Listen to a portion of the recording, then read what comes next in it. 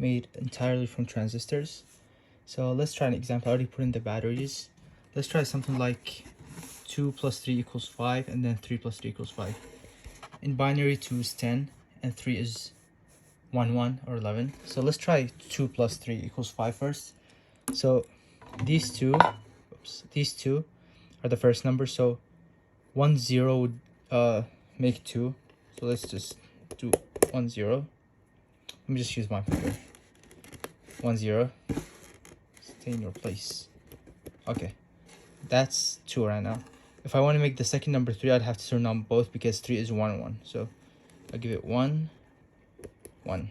That gives us 1, 0, 1, which in binary 1, 0, 1 is 5.